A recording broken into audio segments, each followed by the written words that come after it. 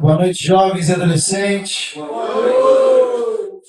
Privilégio da gente poder estar compartilhando mais uma porção da palavra. E com isso eu queria pedir para você abrir a sua Bíblia no livro de Gálatas, capítulo de número 5.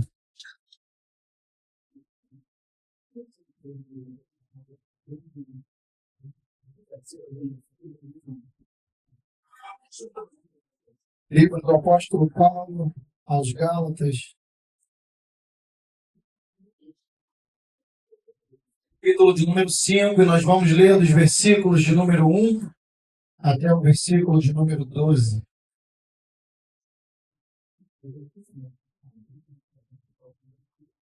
E à medida que você for encontrando, eu peço que você se coloque de pé para a primeira leitura. Achou? Amém? Pessoal aí fora está escutando bem? Diz assim a palavra do Senhor. Para a liberdade foi que Cristo nos libertou. Por isso, permaneçam firmes e não se submetam de novo a jugo de escravidão.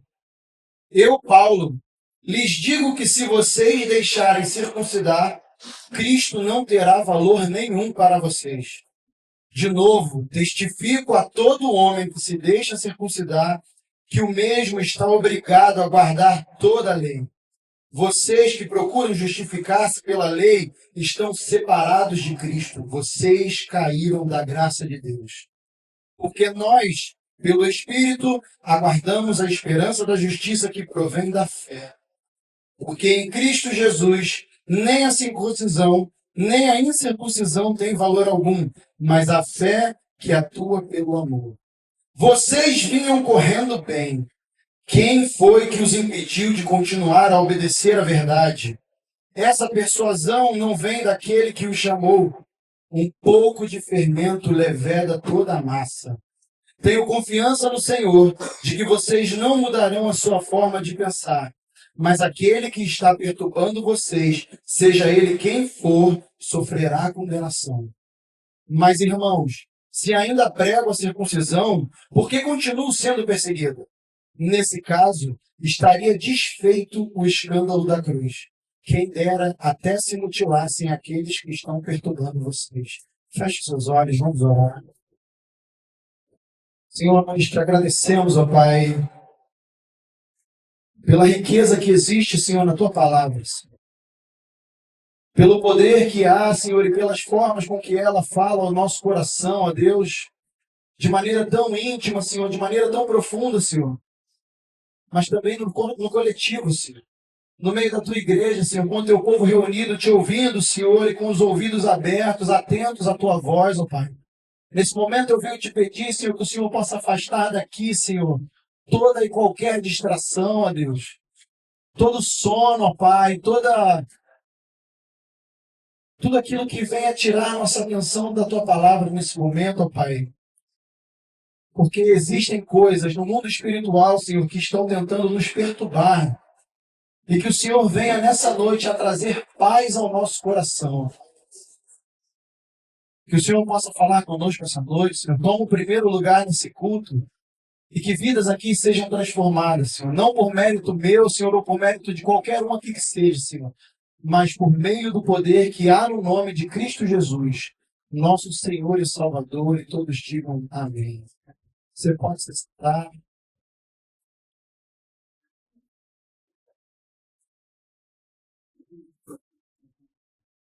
Dia 10 de abril de 1912. Um acontecimento muito relevante, assim, histórico, para aquela época. Um grande avanço tecnológico considerado para sua época um marco importantíssimo.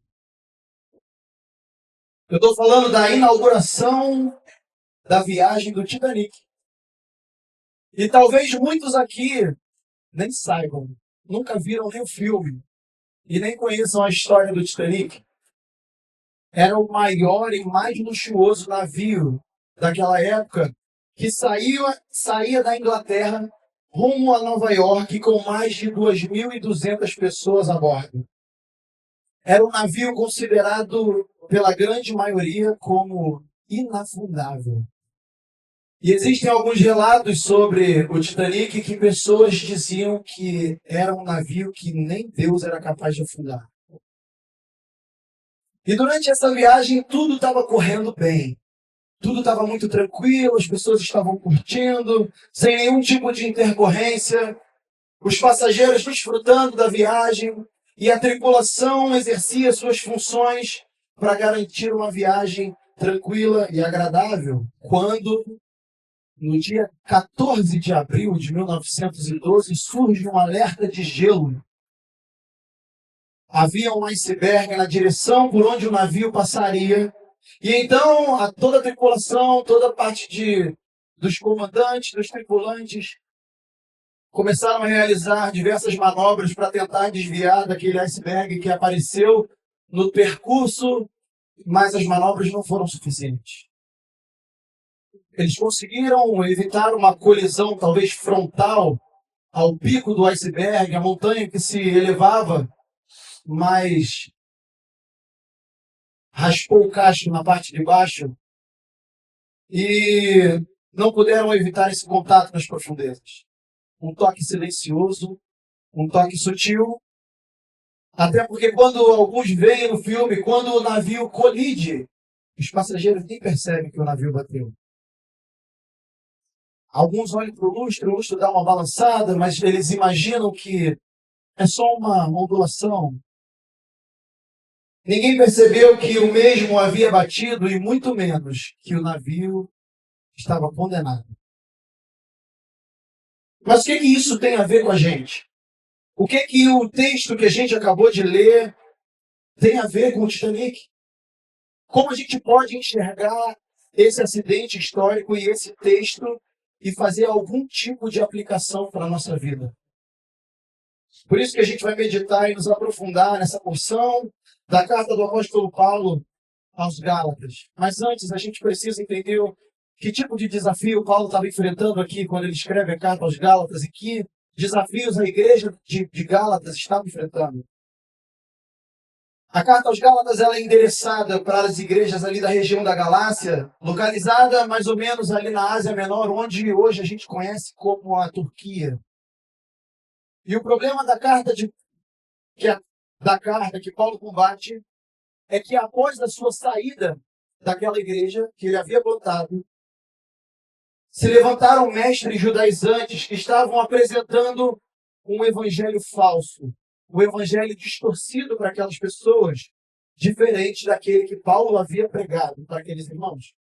E Paulo exorta e encoraja as igrejas da Galácia a permanecerem firmes na liberdade conquistada por Cristo, rejeitando qualquer tipo de adulteração feita no evangelho, que se levantava no meio daquele povo com a finalidade de dar condições humanas à salvação. E aí Paulo divide essa carta em 3 partes. Do capítulo 1 e capítulo 2, Paulo vai defender a sua autoridade apostólica e adverte o novo evangelho. Se você puder voltar algumas páginas, ainda dentro do livro de Gálatas, você vai perceber isso. Que do versículo de 1 a 9, Paulo fala o seguinte: Paulo, apóstolo, não da parte de pessoas, nem por meio de homem algum, mas por Jesus Cristo e por Deus Pai, que o ressuscitou dos mortos, e todos os irmãos que estão comigo, as igrejas da Galácia, que a graça e a paz estejam com vocês da parte de Deus, nosso Pai e nosso Senhor Jesus Cristo, o qual entregou a si mesmo pelos nossos pecados para nos livrar deste mundo perverso, segundo a vontade de nosso Deus e Pai, a quem seja a glória para todo sempre. Amém. Estou muito surpreso em ver que vocês estão passando tão depressa daquele que os chamou na graça de Cristo para outro evangelho, o qual, na verdade, não é outro. Porém, há alguns que estão perturbando vocês e querem perverter o evangelho de Cristo. Mas, ainda que nós mesmos, ou um anjo vindo do céu, pregue a vocês um evangelho diferente daquele que temos pregado, que esse seja anátema. Como já dissemos, e agora repito, se alguém está pregando a vocês um evangelho diferente daquele que já receberam, que esse seja anátema. Então, os primeiros 2 capítulos da carta de Paulo, ele vai defender a sua autoridade apostólica e o evangelho verdadeiro de Cristo Jesus.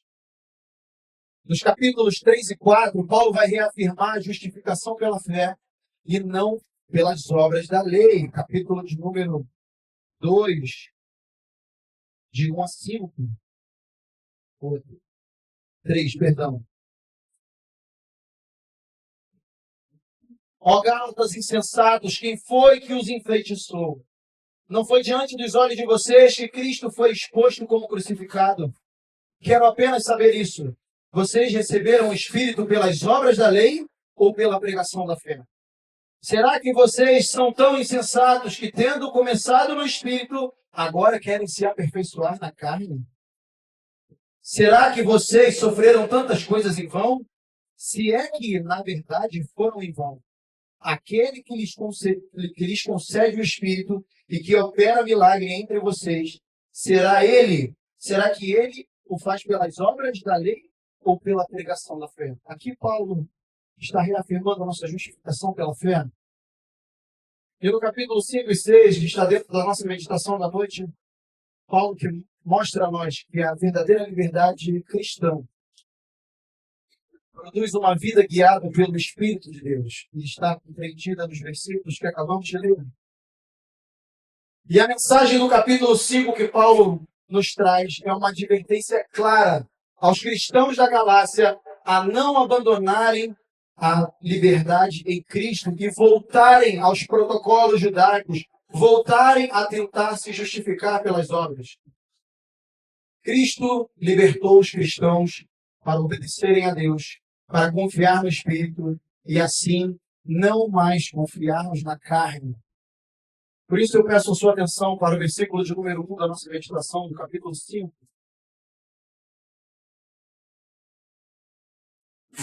Agora que nós temos esse plano de fundo da carta de Paulo aos Gálatas, diz assim a palavra: para a liberdade foi que Cristo nos libertou. Por isso permaneçam firmes e não se submetam de novo a jugo da escravidão. O apelo de Paulo levanta uma questão muito importante para nós. Será que os cristãos, nós que estamos aqui hoje, fomos libertos para vivermos de qualquer forma? Porque nesse terço final, no capítulo 5 e 6 da carta aos Gálatas, Paulo se dedica à exortação prática que procede do verdadeiro evangelho, onde a justificação se dá exclusivamente pela fé. A liberdade que Paulo nos apresenta não é uma mera autonomia ou talvez uma licença que nos habilita a fazer o que bem entendermos, mas uma liberdade das amarras desse sistema corrupto e da obrigação de ganhar a salvação através das nossas próprias obras. Depois de declarar essa liberdade conquistada por Cristo, Paulo vai exortar os crentes a permanecerem firmes e não voltarem ao sistema que escravizava eles novamente, na parte B do versículo 1. Porque antes do ministério de Jesus, lá no Antigo Testamento, era necessário que pessoas sacrificassem animais como uma forma de exporem os seus pecados diante de Deus e obter o perdão dos seus pecados.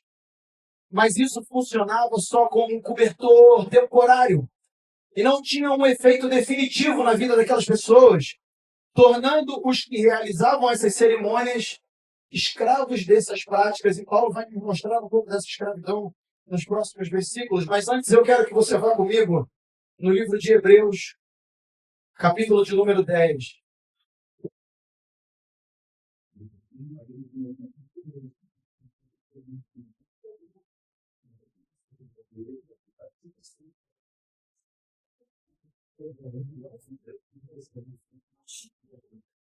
Preste atenção, Hebreus, capítulo de número 10, versículo de número 1 até o versículo de número 4. Amém? Diz assim: ora, visto que a lei é apenas uma sombra dos bens vindouros, não a imagem real das coisas, nunca consegue aperfeiçoar aqueles que aproximam de Deus com os mesmos sacrifícios que ano após ano, continuamente eles oferecem. Se isso fosse possível, será que os sacrifícios não teriam deixado de ser oferecidos? Porque os que prestam culto, tendo sido purificados uma vez por todas, não mais teriam consciência de pecados. Entretanto, nesses sacrifícios ocorre recordação de pecados todos os anos. Porque é impossível que o sangue de touros e de bodes remova pecados. Por isso, remova pecados. Até o versículo número 4 apenas. O autor aqui no livro de Hebreus, ele ensina que a lei mosaica, especialmente esse sistema de sacrifícios, era apenas uma sombra dos bens vindouros e não a realidade do plano redentor de Deus. O autor ele vai argumentar que se os sacrifícios oferecidos continuamente fossem de fato eficazes para remover o pecado daqueles que ofereciam o sacrifício, eles teriam cessado. Não seria mais necessário oferecer sacrifícios. Porque os adoradores, uma vez purificados, não mais teriam a consciência da culpa do seu pecado. Mas o fato de esses sacrifícios serem repetidos ano após ano demonstrava sua limitação. Em vez de eliminar o pecado, em vez de remover o pecado, ele nos trazia a lembrança do nosso pecado constantemente. Assim, o texto conclui que é impossível que o sangue de touros e de bodes remova o pecado de forma definitiva, deixando muito claro para nós que esses rituais tinham um caráter pedagógico e provisório, apontando para algo muito maior. E esse algo era o sacrifício de Cristo, que não apenas cobre o pecado, mas remove de maneira plena, definitiva, cumprindo aquilo que a lei não fazia. Portanto, a obra de Cristo na cruz quebra o poder da lei como um meio de justificação. A liberdade cristã é um dom de Deus, não algo apenas que conquistamos como mérito próprio. Cristo nos libertou do jugo da escravidão e nos colocou sobre uma nova condição, a condição da graça. E eu pergunto a você, se a sua liberdade hoje fosse analisada sob a sombra da cruz, será que ela passaria no teste?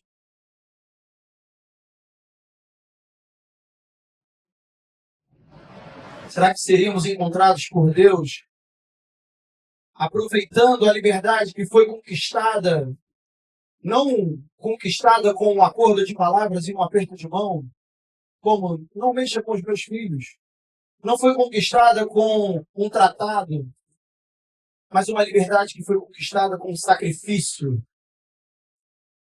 uma morte humilhante, uma vergonha a um rei. Se essa nossa liberdade que temos hoje, conquistada por Cristo, fosse analisada sob a sombra da cruz, será que ela passaria no teste? Versículo de número 2, versículo de número 4, até o versículo 4. Volte ao texto de Gálatas, capítulo 5, por favor. Deixe esse livro marcado, que esse é o texto principal da nossa meditação.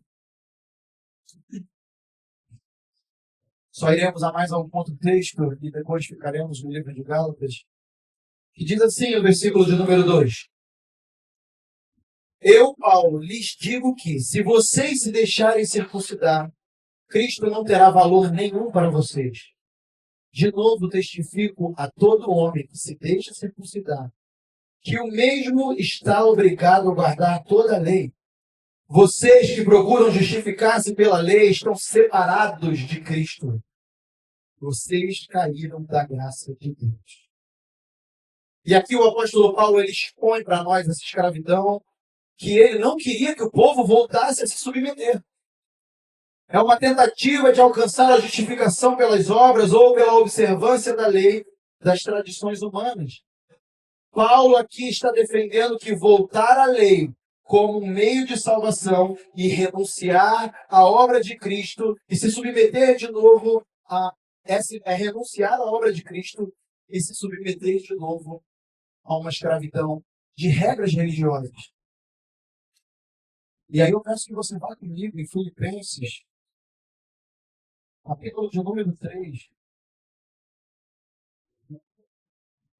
Porque se há alguém que pode falar de cumprimento de lei, se há alguém que pode falar sobre obediência aos ritos e tradições, esse alguém é o apóstolo Paulo. Filipenses, capítulo de número 3, do versículo 4 até o versículo de número 9.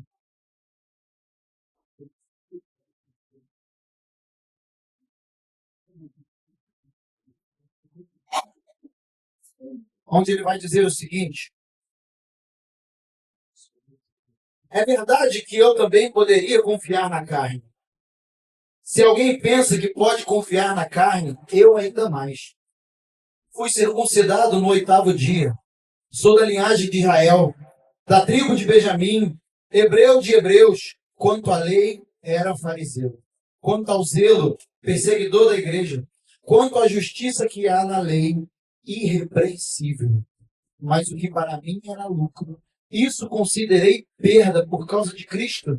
Na verdade, considero tudo isso como perda por causa da sublimidade do conhecimento de Cristo Jesus, meu Senhor.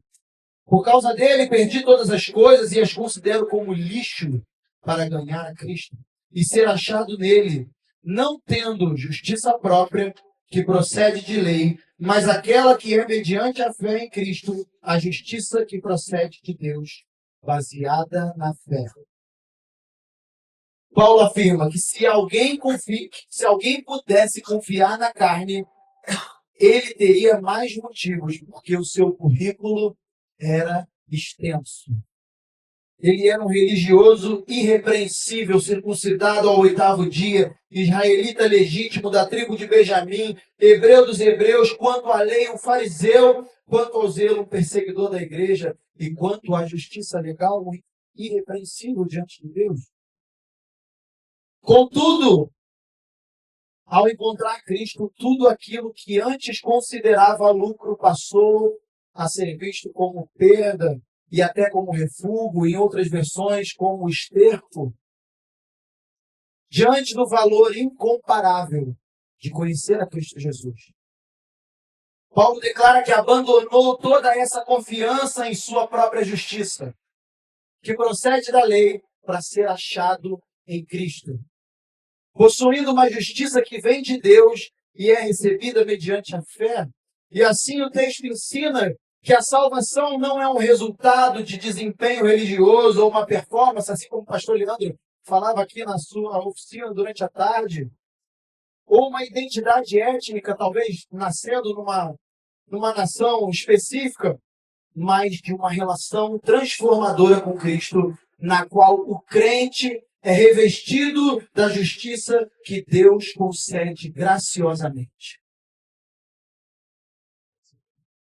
E Paulo aqui está enfatizando que alguém que se deixa circuncidar como um requisito para a salvação, Cristo não terá valor nenhum para vocês.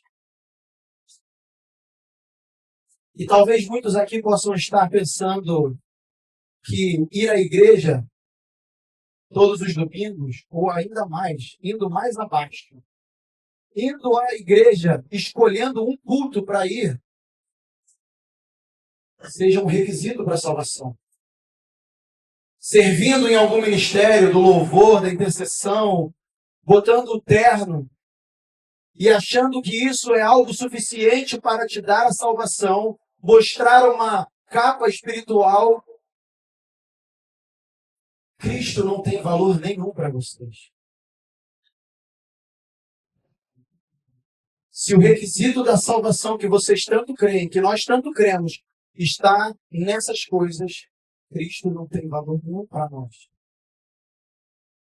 E quem escolhe ir por esse caminho se torna automaticamente um devedor de toda a lei, assim como ele diz no versículo de número 3. De novo, testifico a todo homem que se deixa circuncidar que o mesmo está obrigado a guardar toda a lei.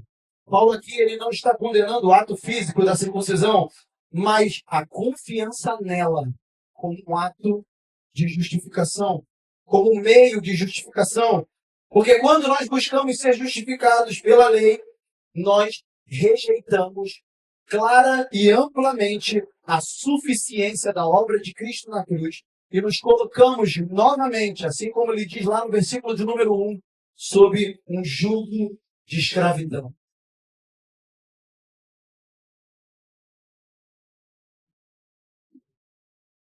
E o ponto central aqui é que a graça e o mérito são sistemas incompatíveis. Ou a salvação é totalmente nos concedida pela obra de Cristo na cruz, ou depende inteiramente de uma obediência perfeita à lei. São coisas completamente incompatíveis. Misturar os dois significa claramente esvaziar o evangelho e negar na prática a eficácia da cruz. Ou seja, esses irmãos eles estavam renunciando à graça de Deus porque não confiavam mais nela. E talvez muitos aqui possam ter deixado de confiar na cruz, no sacrifício de Cristo. Pastor Gabriel, há umas semanas atrás, pregou lá na igreja dizendo que talvez nós nos acostumamos com o Evangelho. Nós normalizamos a mensagem da cruz como algo simples, como uma história, talvez como um conto, como uma história talvez não literal, algo apenas para ilustrar uma realidade, uma situação.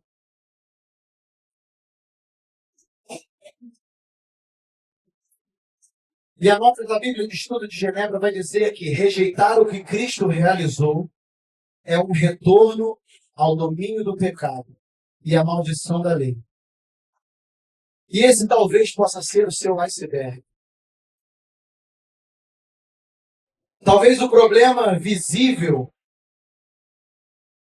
era a rejeição declarada ao Evangelho, mas você desviou dessa rejeição declarada. Você está vivendo uma rejeição velada. Você vem à igreja, você participa dos cultos, você levanta sua mão, fecha seus olhos, mas no fundo do seu coração, o seu casco rasgou lá embaixo.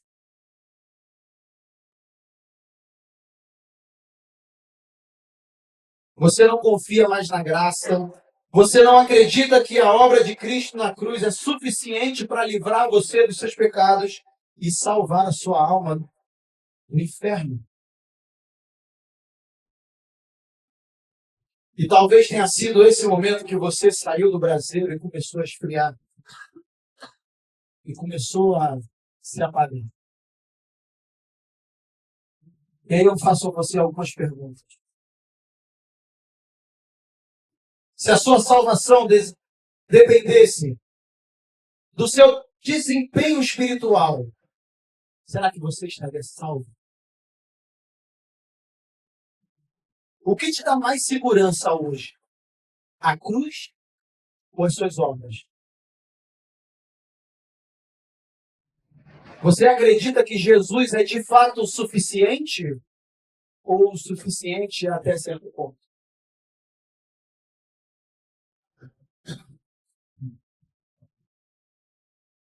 Versículo de número 5 e versículo de número 6.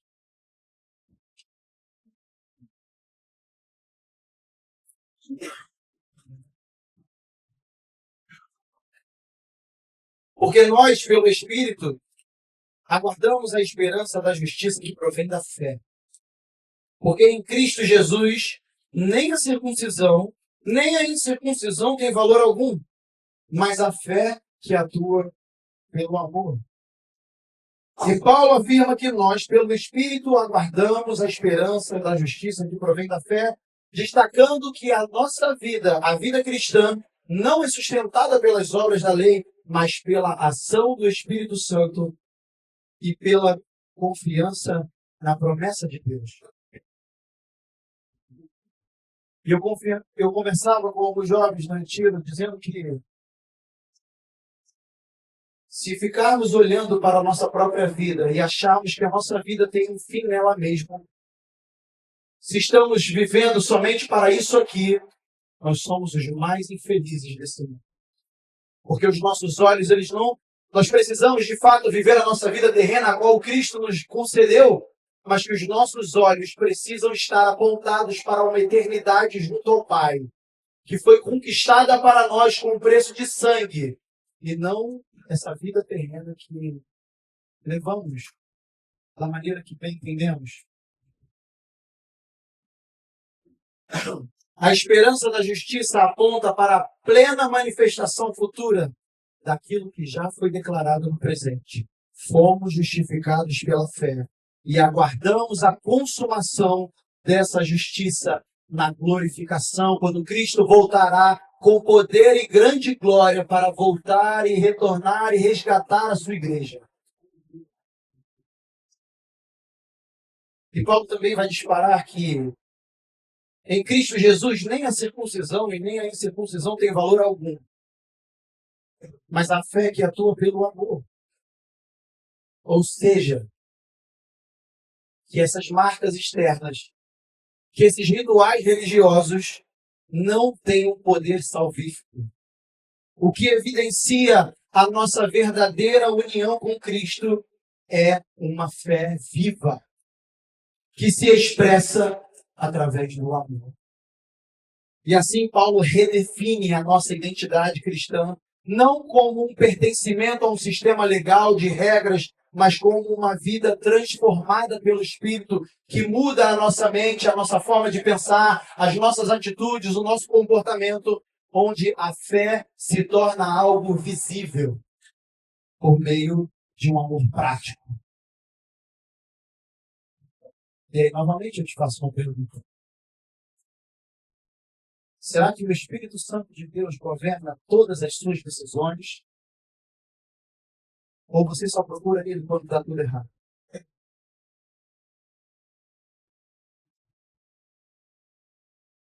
Será que a sua fé está produzindo transformação ou apenas informação bíblica?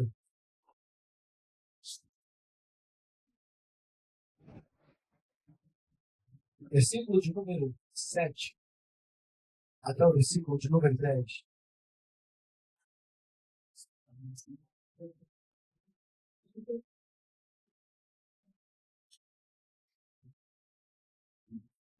Vocês vinham correndo bem. Quem foi que os impediu de continuar a obedecer à verdade? Essa persuasão não vem daquele que os chamou. Um pouco de fermento leveda toda a massa. Tenham confiança no Senhor de que vocês não mudarão a sua forma de pensar. Mas aquele que está perturbando vocês, seja ele quem for, sofrerá condenação. E aí eu quero voltar aqui ao Titanic. E uma curiosidade interessante sobre a viagem do Titanic, eu fui pesquisar ela, porque isso realmente me trouxe uma certa dúvida e curiosidade mesmo. É que a viagem, desconsiderando o acidente, ela tinha uma previsão de duração de 5 dias e 17 horas. Para sair de Southampton, na Inglaterra, até Nova York. Mas de acordo com os relatos do acidente, ele aconteceu quando o navio estava passando mais ou menos pelo Atlântico Norte, a mais ou menos uns 600 quilômetros ali do Canadá. E com uma viagem que já durava 4 dias e algumas horas. Ou seja, faltava pouco para chegar. E Paulo aqui ele vai expressar a sua surpresa e preocupação ao perguntar quem foi que os impediu de continuar a obedecer à verdade? E essa imagem revela que a vida cristã é uma caminhada progressiva de fidelidade ao Evangelho, mas que pode ser prejudicada, sim, com algumas influências externas. A persuasão que desviava a igreja de Gálatas não vinha daquele que nos chamou, ou seja, não vinha da parte de Deus, mas de ensinos humanos distorcidos, de um evangelho falso, de um evangelho que colocava as obras da lei como ato de justificação, como meio de justificação. E quando Paulo diz que um pouco de fermento leveda toda a massa, ele destaca aqui que o legalismo não era um mero detalhe inofensivo. Porque mesmo uma pequena distorção no evangelho que seja, compromete toda a mensagem.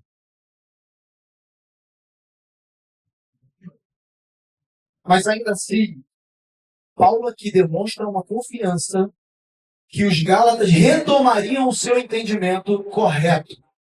Enquanto ele adverte aqueles que os estavam perturbando, enfrentaria o juízo. E o trecho vai ensinar para nós que a fidelidade ao Evangelho exige vigilância. Porque falsas doutrinas podem parecer sutis, mas têm poder para contaminar toda uma comunidade e afastar os crentes da liberdade que Cristo nos concedeu. É um poder sutil, como um navio que raspa o seu casco na parte das profundezas, onde os seus passageiros não percebem a colisão, não percebem o acidente e nem se dão conta de que aquele navio afundaria poucas horas depois. Eles estavam caminhando bem. Mas, infelizmente, algo surgiu para os impedir de continuar. E aí, novamente, eu te faço perguntas. Em que momento você parou de levar Deus a sério?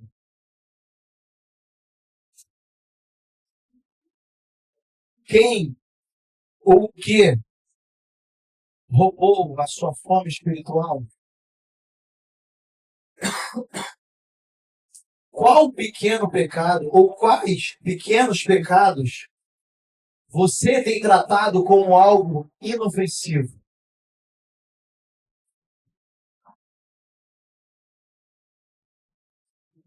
Versículo de número 11, versículo de número 12.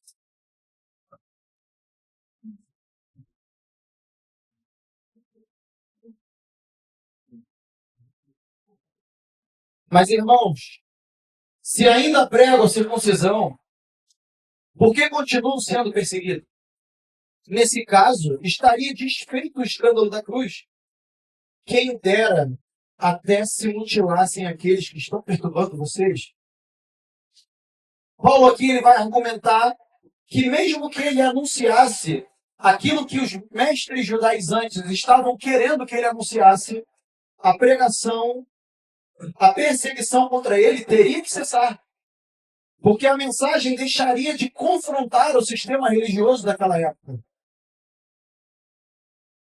Mas, de fato, o fato dele sofrer oposição comprova que ele prega a cruz em sua pureza, a cruz em sua essência, sem acréscimos, sem distorções, sem legalismo, sem enfeites, pregando a cruz de Cristo.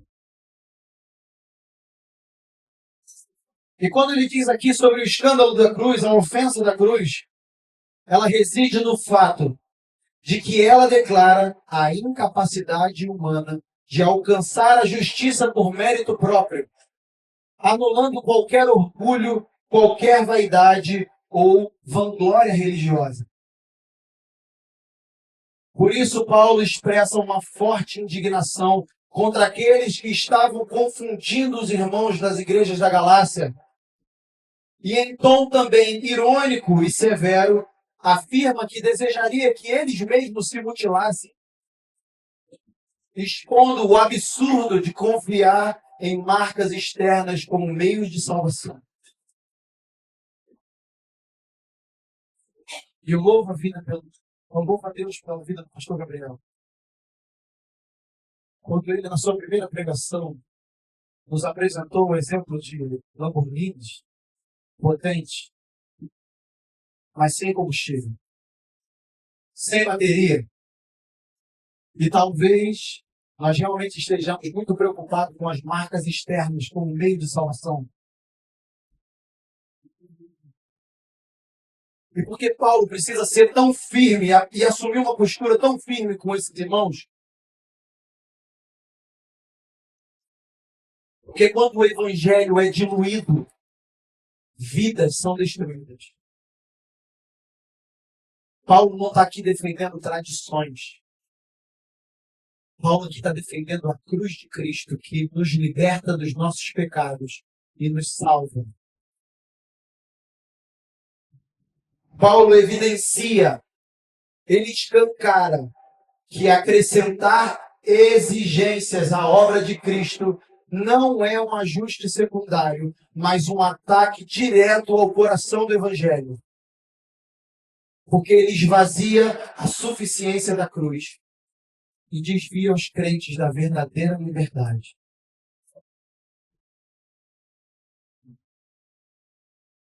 E aí eu te pergunto, mais uma vez,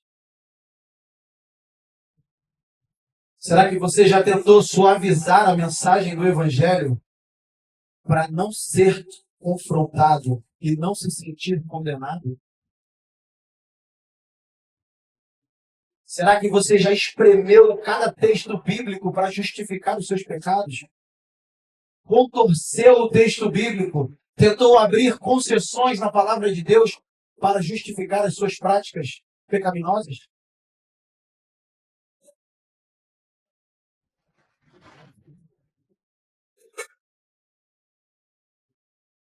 E assim como o Titanic parecia inabalável, inafundável, e pessoas diziam que nem Deus era capaz de afundar, ele foi acometido por um dano silencioso nas suas profundezas. E muitos jovens podem aqui, nesse meio, nós mesmos. Eu também posso estar, eu faço parte disso. Apresentar diante dos seus amigos, diante dos seus líderes, diante dos seus pastores, uma firmeza espiritual inabalável, inafundável. Quando, na verdade, nós já estamos totalmente corroídos pela incredulidade, pelo legalismo, pela autossuficiência. A palavra que falamos no primeiro estudo. Quando, na verdade, as partes mais profundas do nosso navio já estão cheias de água. Já estão nos condenando. E a mensagem de Paulo aos Gálatas é um chamado urgente para reacender a chama espiritual, voltar à centralidade da cruz, abandonar qualquer tentativa de merecimento da salvação e permanecermos firmes na liberdade que Cristo conquistou. A frieza ela vai começar quando a gente se afasta da graça. O despertar ele acontece quando retomamos a suficiência da obra de Jesus. E hoje é dia de você se autoexaminar. Examinar o casco do seu coração. Identificar, talvez, os icebergs que se levantam. E ao invés de tentar fazer manobras, dar um jeitinho, é de fato reajustar a sua rota. É de fato se afastar daquilo que pode te afundar. É de fato se afastar daquelas coisas que podem te arrastar para o inferno. Sejam elas coisas ou pessoas.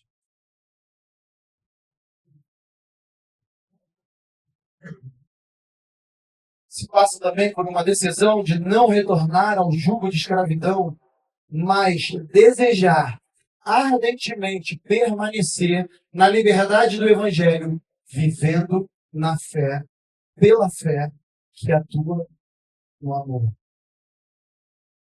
Acima de qualquer protocolo, acima de qualquer ritual, acima de qualquer tradição, acima de qualquer performance espiritual, o Senhor está dizendo para nós essa noite: a minha graça te basta.